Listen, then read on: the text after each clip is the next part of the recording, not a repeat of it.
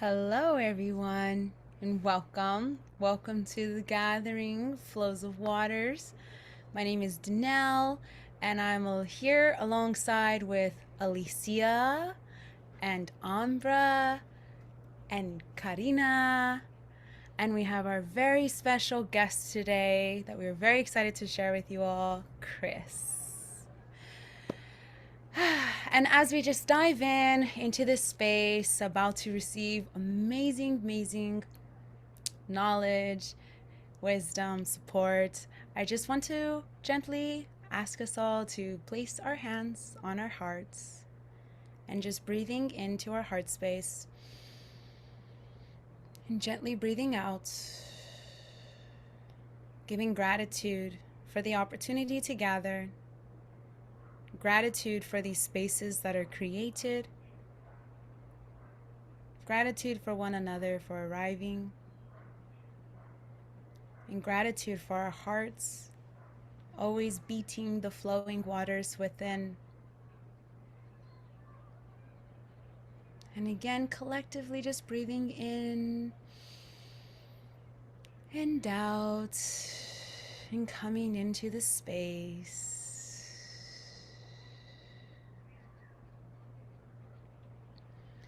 Flows of Waters is created to offer a beautiful space for us all to explore and grow with our grief and receive support as well along the journey.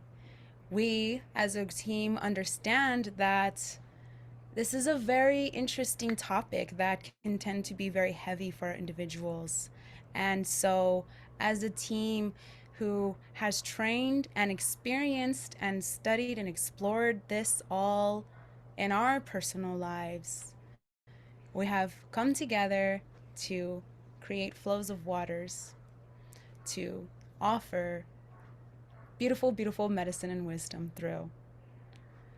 And as you've seen on the slides that we've shared prior, there is a donation tier that is there that you can donate to Flows of Waters if you feel called to. And if you don't already, you can as well follow Flows of Waters on our Instagram page. The name handle is @flowsofwaters, all lowercase, all together. On that page, you will find links to connect further with our special guest, Kris. If you'd like to get to know more of her, if you'd like to receive any of the goodies that she has offered for us today, which she will share as we dive in. On the page as well, you will find that we have a music playlist that has been created that you can explore and have to create a space for you to sit with your grief or questions or just reflection going within as well. It doesn't have to be specifically for grieving. And on the page as well, we have the Zoom link, very easy access. You don't have to find on the bio sites page as well if you just wanted a quick share there and finding it. So again, I just want to give thanks to our team. I want to give thanks to Kris for offering your time and joining us on this amazing, amazing project that is in co creation with Spirit. Thank you so much, Kris. We're very grateful to have you along for this month of legacy work, which we feel is very beautiful in this time as families are gathering together to share food, build more memories, and it also does come with a lot of heartache as well. If someone that we've loved so deeply will not be at the table with us. And so we felt very, very called that legacy work was a very great one because this is something that someone can do on their own or do as a group. And again, honoring so much gratitude, sharing so much gratitude for Kris because she is such a beautiful light in this area. And I was so amazed when I discovered that Kris was doing legacy work with videography. And I was like, she will be here with Flows of Waters. And so here we are all together. And I would like to, pass it over to you, Kris, and let you introduce yourself to our audience here. Thank you so much for the introduction. I'm honored to be here and thank you all for creating this really beautiful space. And I'm really excited and happy to share about legacy work. And legacy work is ultimately about creating meaningful ways to celebrate life and preserve what's valuable to an individual or a family for generations to come. And there are many examples of how to create legacy work. I focus more on the videography part of it, and that's what I've been trained in. And then also, we all just have really amazing smartphones on us, so all of us are really videographers in a way. And also, our phones have voice memos and voice recordings, which is another great way. So, examples of creating legacy work are like video recordings or voice notes. There's also writing memoirs or journaling, photo albums, scrapbooks, legacy letters. So for different milestones or birthdays, um, family tree projects, also like art and music, recipe books, foundations that you can create in your loved one's name, different rituals that are passed on through generations, or creating time capsules with all of their favorite things. So there's so many ways to honor somebody's legacy or honor your family's legacy, and it's exciting because there's just lots of projects, especially around the holidays when everyone's together, that you can do as a family. But it's also something you can do for your own legacy and for your own work and what you want to pass down as well. Thank you. Thank you. Um, I love this topic so much because before I started kind of diving into this work, I had found out that my grandma had been scrapbooking and creating legacy work for all of us. So she had created all these scrapbooks for me, my sisters, my cousins, her children, and just pictures she's collected over the years. So I'm really excited to really learn about what you're doing in this realm of work. And I have a question for you. So my question is, how do you view the role of storytelling in the dying process? Yes. So storytelling is such an important part of the process because it not only helps whoever you're speaking to, who's in the process, to get to make sense of their lives and get to tell their stories.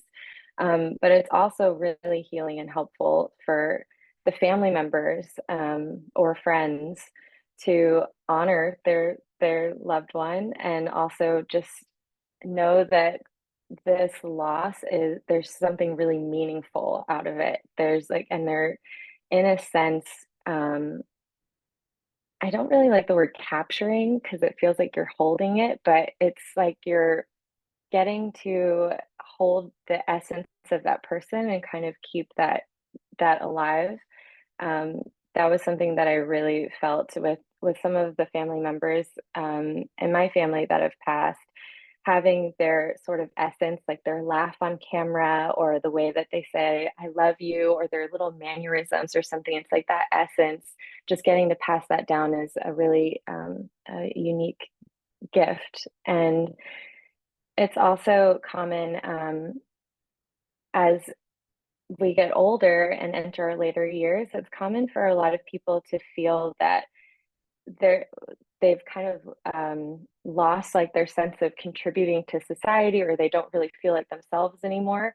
So getting to sit down and ask questions or reminisce about their lives helps to kind of tell their story for themselves as well and get a chance to reflect on the life that they lived and the lessons that they learned and um, any messages that they want to pass down. It just helps to kind of concrete like, what did I learn in this life while you're still in it? And if the person isn't in it, still reflecting on gathering all of the stories and memories and knowledge of that person and kind of putting that pen to paper or in photo albums and gathering that information that way too. Um, but yeah, if the person is still living and willing to talk, and sometimes there's a resistance, but then once the floodgates open, once you're flowing like water with it, it's pretty amazing how much they comes up and out and things that they get to connect, and also just feeling into the web that they've created, especially later years in their later years, they get to really see all of these connection points. So it's a really meaningful way to connect with our elders or with anybody who's in the deathing process, to be with them and really honor their lives and their legacy. That's so beautiful. I like how you were expressing too, like you don't like the word capture, and it made me think of like when you're walking on the street and you see a flower and it's like, oh, I want that, it's mine now, and you pick it, and it just, and it's just like that's the image that comes to my mind versus, of course there's times to pick, but honoring for what it is and enjoying it in that moment and like savoring in in that space, marinating in the space. So that's really beautiful. I'm curious too, like along your journey, um, if there has ever been a moment that you can share with us when you felt, very honored to help someone with their with preserving their legacy. Mhm. Absolutely. This is what uh, kicked it off for me. It kicked off this kind of work really, was getting to film my grandfather, my Opa, before he passed. And this was about 7 years ago now, around this time in November. And I had been filming and editing at that point for many years and realized that he was in his last few months of life. So I packed up all of my camera gear, went down to Florida, and spent 3 days with him. And he was hooked up to dialysis treatment at the time. So he's hooked up to all these machines. And still, it was just ready to go. So we had the camera on and we talked for hours. We laughed and we cried. I asked him a lot of questions about his life, and um, it was really beautiful. He was a really important person and still is a really important person in my life. And so getting to talk to him and hear some of the stories that I've heard since I was a child, but having them on film to show my nieces as they get older because they didn't get a chance to meet him just felt really powerful. And before Opa passed, we had a big family reunion. There was about 16 family members, and we got to show him the film. And basically, I got hours and hours of footage, but I broke it down to his love for flying and how he met my grandmother. And there's still more that I can go through, which is incredible. It's still out there on a hard drive, and I want to get to it. But we got to show him that video and celebrate his life. And then after he passed, we got to play it at his funeral, and that felt really important that he had a voice um, even there and was able to all of us reflect. And a lot of us were in the video too and with him. So that's just, Opa has really helped shape how and like it was so meaningful for my family and through my experience. And I've gotten to film other people's family members over the years. And the films that I have done, each person has since passed. And it's something that still connects us all today. And we have these legacies of these amazing people preserved.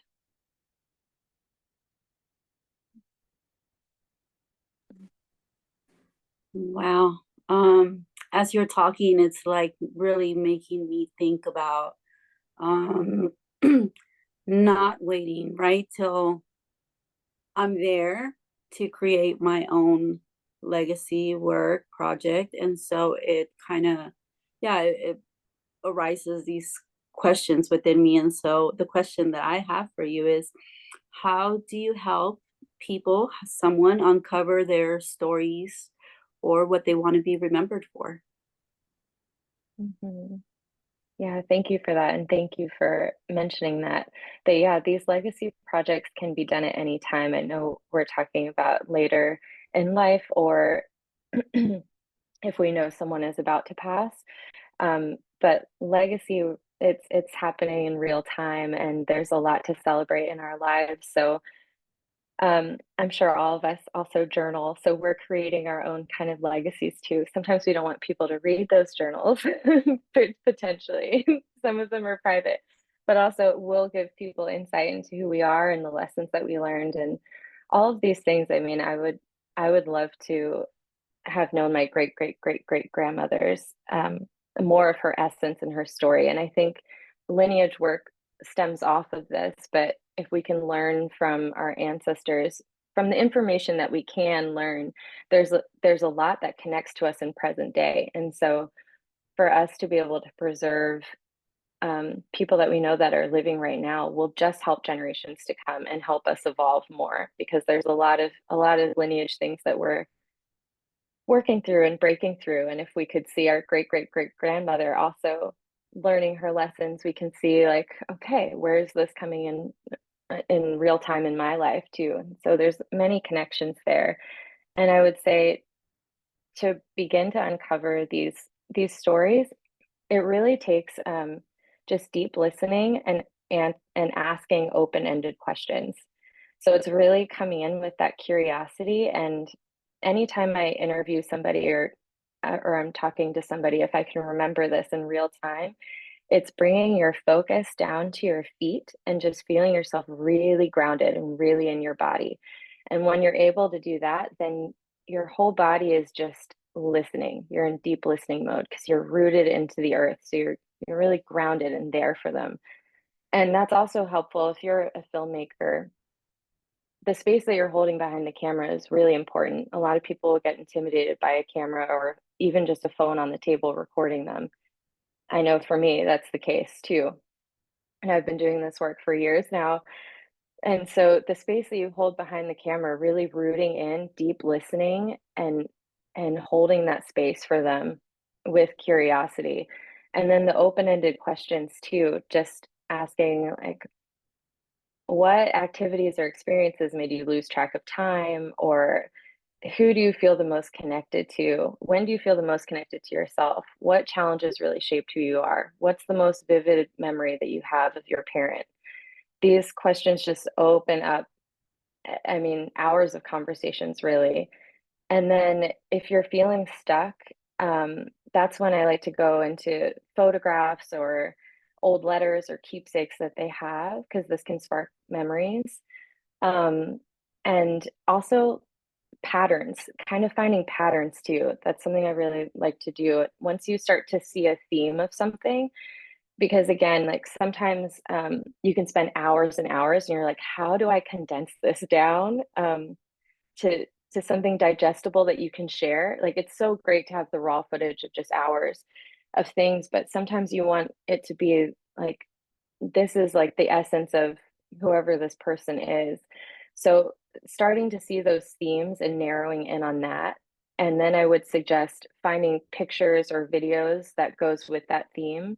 So that way you can create kind of a cinematic experience if you're trying to create a film.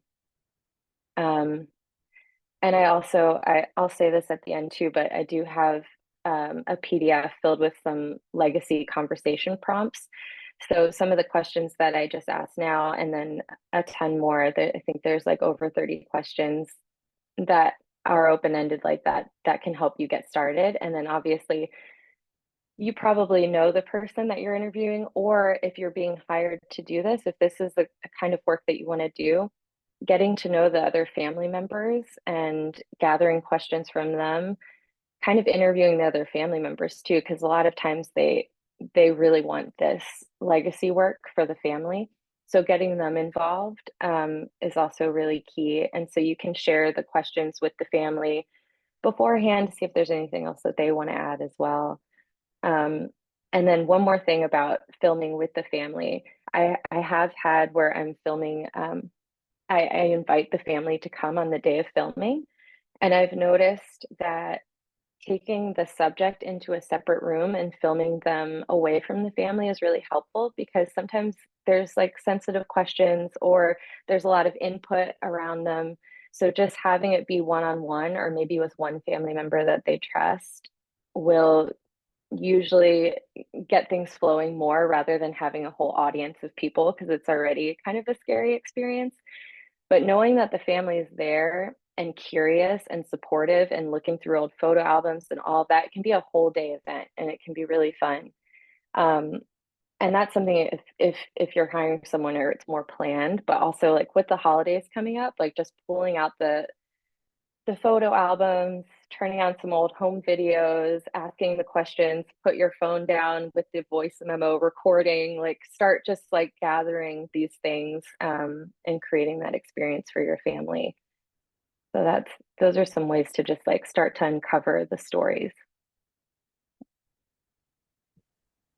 Thank you so much for sharing that, Kris. And I love that you have a PDF with all of these questions, because I was listening to you talk and I was like, ooh, I should write this down. Or like, I like the way that you have worded things as well. And yep, I was going to ask, do you have these written down somewhere? Because I would like to use them with my own family. So that's amazing.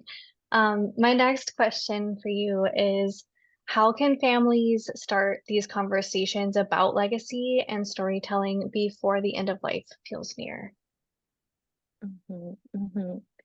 Yeah, and this goes off of the conversations that we've been having. It's just kind of normalizing the topic of legacy. I mean, it's what we're all talking about too. We have relationship with life, and then also having a relationship with death, and knowing that this time is transient and impermanent. So taking every opportunity to really, again, listen with your whole body. And I was thinking about this the other day because I've been here with my parents for the last month, and we were going out to dinner the other night, and I felt this like ping that my future self would love to be here at this time and place, sitting down with my parents. And what would my future self like to ask them? Because I was feeling a little tired and like, and I was like, wait, this is a moment. Like, I don't get this many opportunities to sit down with my parents and have one-on-one time with them. So I was feeling into like, what would my future self want to ask them? And we started talking about like different books that we've wanted to write throughout our lives. And like, my dad has like 4 different book ideas that I had no idea about. So I'm like, whoa, let's get on this. That's awesome.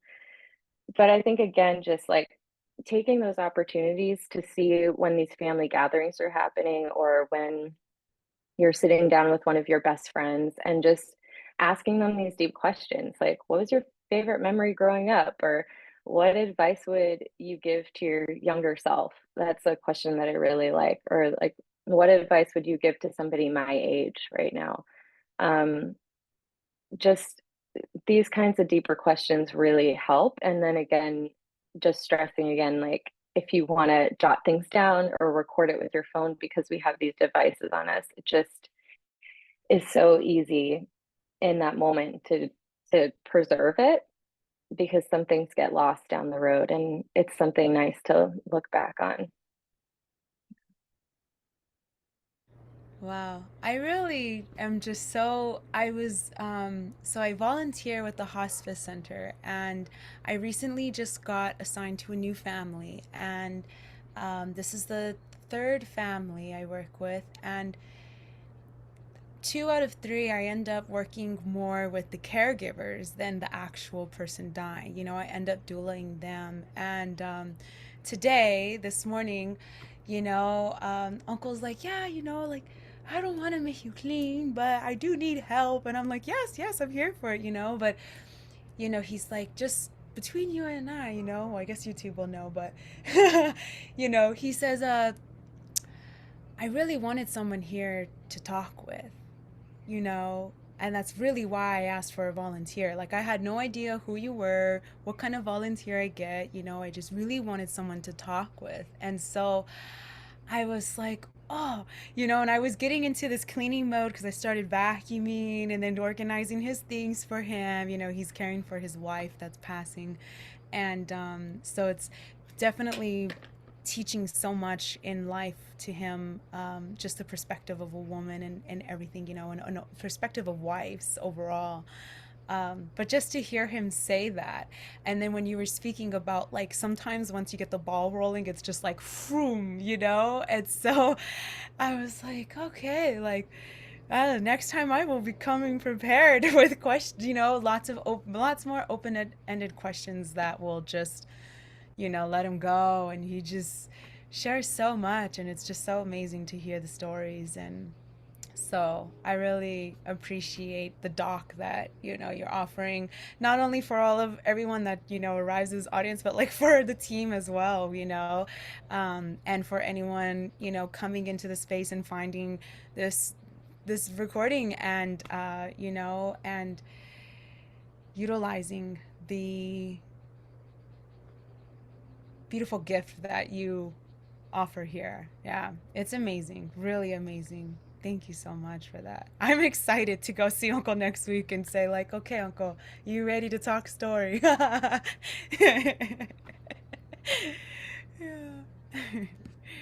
Oh, I love that. Report back. We want to hear about him too. Definitely will. Yeah, he's got a lot. He's got a lot of stories, and he's grown up here on the island, and he always tells me, I love money. And so the stories he has are just like profound, and I'm like, you what? You what? And so yeah, but I can feel there is more that wants to be expressed than the little dandy stories. So I felt like today, especially with this call, is definitely like just more permission to say, okay, Danelle, let's pick a question and let's ask, and I can't remember what the word it was that you used, but just let it open. Yeah, and flow through. Yeah, yeah. Oh, yeah. So, um, curious if there's like any kind of, because I mean, it's very beautiful and fun, and I talk about it too, like me personally, with a smile on my face, but like also understanding that the spaces can be very heavy and very very real and raw, and so I'm curious if there's like some kind of, technique or a tool that, like, you maybe utilize as a person holding space, whether that's for your family or that's someone hiring you on, that anyone can utilize when in these spaces to help, stay connected and grounded and not become so overwhelmed, which is okay as well, but to help bring us back home. Yes, definitely. Yeah, if before you're going into this, or if the person that you're speaking to is feeling any tension or tightness in their body, one way that the body releases tension is through sighing. And we do it sometimes when, like, before we go to sleep at night, or if we're feeling a little overwhelmed. So sometimes to induce that sigh, and also just to oxygenate the body. So I really like the physiological sigh. It's super easy, and you also get to make sound. So it's good for your vagus nerve, and it just starts to create sound in the space. So you can do it together, even like with your person. So you take a deep breath in through your nose, another breath on top of that, and then out through your mouth with a sigh. And then deep breath in, and then again, and exhale out. And just feeling your body relax. We'll do one more deep inhale, and in, and exhale out. So that's a really nice one to do. And then also, if you're subject, or if you are processing a lot of information, I really like using bilateral movement. And if you're not able to walk or something, then what I really like is the butterfly hug. So you just link your thumbs, place your hands over your chest, and then lift one hand and then the other. So this bilateral movement just helps to calm you down, helps to link up the two hemispheres of your brain, but also it's protecting your heart, this really vulnerable space, and you're able to just ground in, allowing yourself to process the information or the emotions coming up, because it can definitely get pretty emotional, and it's always good to have tissues close by, and to um, stay, like, as the person they're holding the space, staying grounded with yourself, with your feet, and being open to hold that space. So this is just an easy one to do as somebody sitting there. So those are probably two ones that I use really often. And I just take a deep breath and just, give myself a little squeeze there and relax the hands down. Mhm. Thank you for those shares. I really like that butterfly one. That's my favorite. Thank you so It feels much. really nice. Oh, yeah. So, um, after the butterfly thing, I'm like, ooh. So, yeah, that one was really nice. I'm like, I want to do it later. Yeah, yeah, that's so amazing. Just everything that you've shared is so beautiful, so embodied, and so educational as well.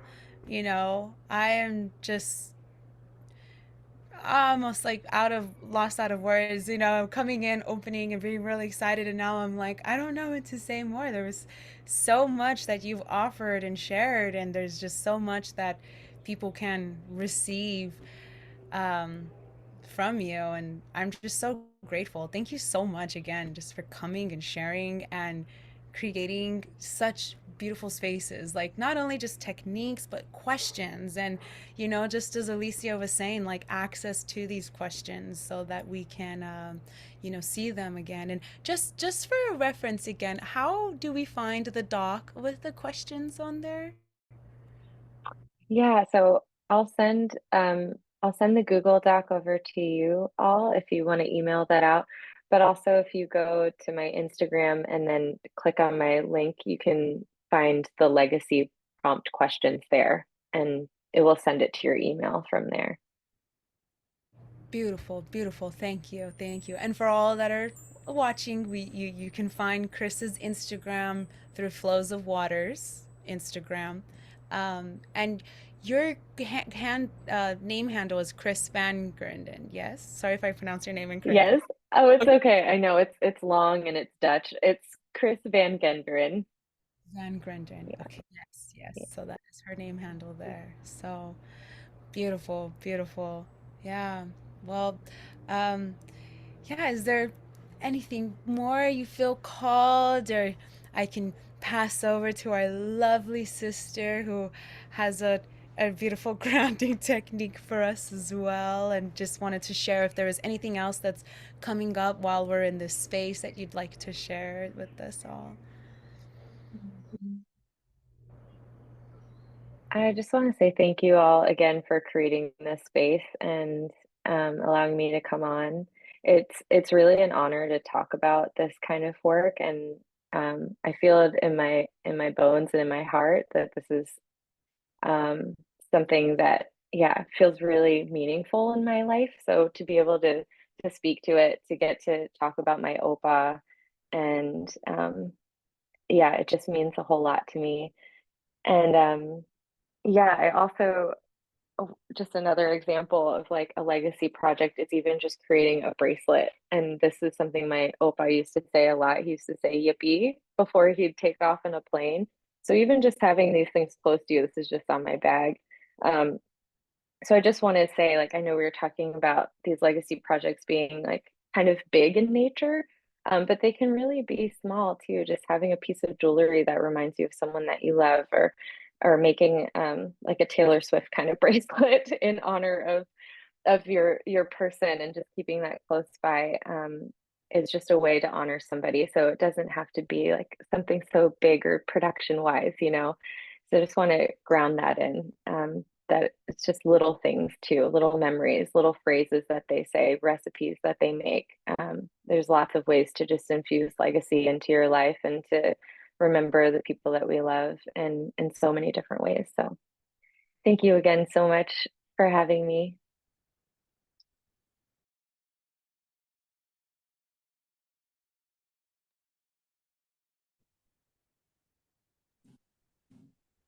It's been such an honor having you in this space, Kris. I really enjoyed everything that you shared. And just from a personal standpoint, you know, my grandfather isn't getting any younger, and his physical health is declining. And this has just really hit home to me, because I feel like I've been trying to ask some of these questions.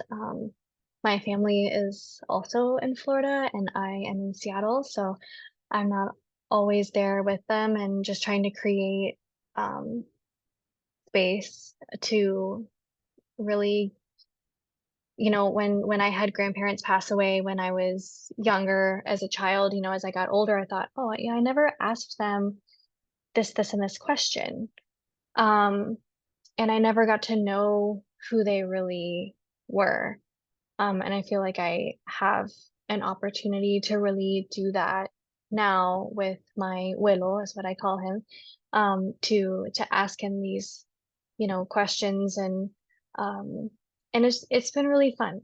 And so, and I feel encouraged as well that like I love the little bracelet that you made and that you carry that with you. And I think, you know, just keeping the spirit of the person alive and the love that we have for them alive really keeps us feeling connected and grounded. It's really resonating for me because I feel like when we really connect with our like ancestry as well, it helps us remember who we are too.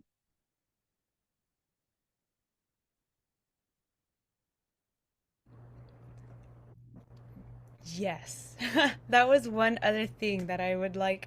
You reminded me of it. I had to write it down because how profound that lineage work can stem from legacy work, you know, and so very true. And I know that during end of life, like during death doula training, you know, one of the things was okay, like, you know, get to know your family, you know, and so I would ask my nana questions, and you know, whose name is what, you know, and it's so funny because she's like, well, we just called her Diamond, you know, and I'm like, okay, and so, you know, it is just interesting, but you know, I really liked that, and you know, just like Karina was saying, like it makes me feel like, oh, I should start now, and I'm like, yeah, you know, and then I'm thinking, and then, you know, when the journals were mentioned up, and I was like, oh gosh, like, you know, right now I just have one daughter, but I'm like, man, Nia, if she goes through my journals, like, don't read this page, but read the other ones, you know. But you know, I guess you just it's just an interesting perspective of like, yeah, the things we have, you know, they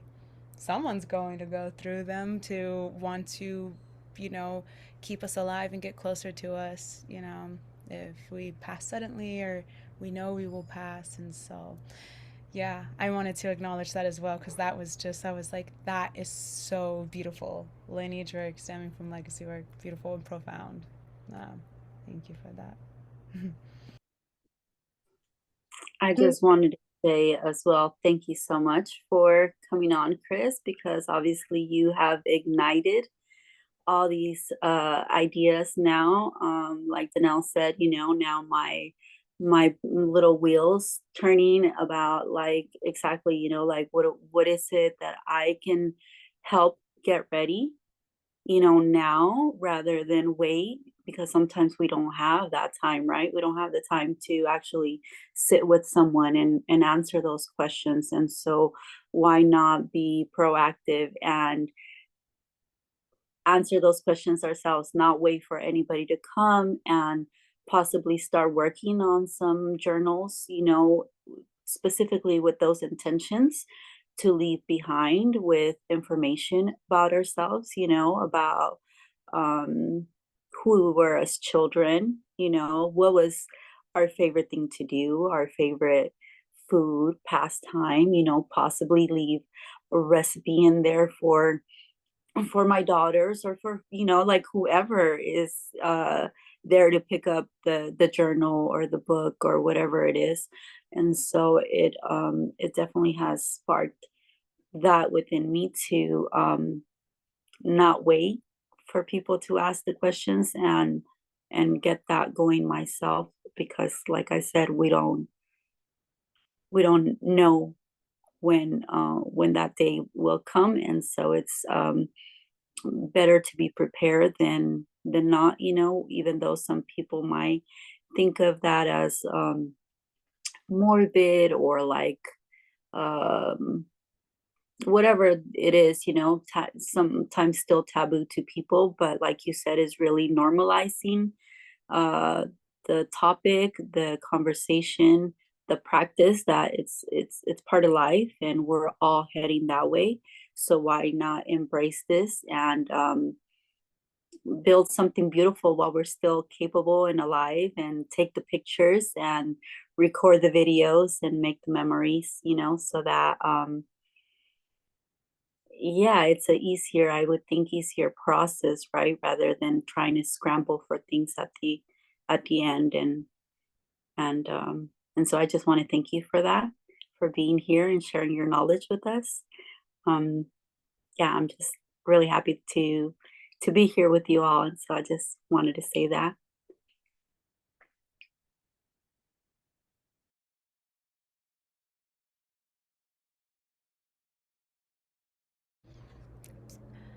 Well, um, as because it is recorded, and we like to share, save shares for not recording part, and so Umbra, would you like to guide us into it? Thank you so much.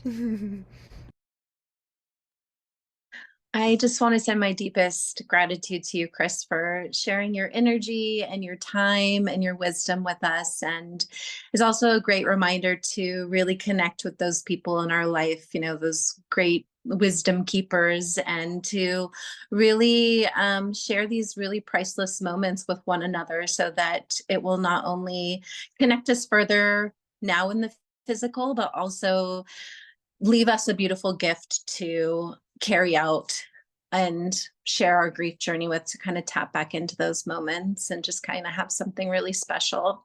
So thank you again for being here. Before we stop the recording and allow a little bit of share time, I just want to invite everyone to our next gathering in December. It will be Wednesday, December 18th. And we are going to be having Golden Gate Hospice on as a guest. And they're going to be talking about the wonderful work that they are doing in the hospice realm, as well as just kind of learn more about what hospice is and how it can maybe benefit a loved one that may be seeking this kind of help. So I'm really excited to have them on and learn more about what they are doing more in this kind of realm of death work and grief work. So thank you all for being here, and we look forward to seeing you on our next gathering.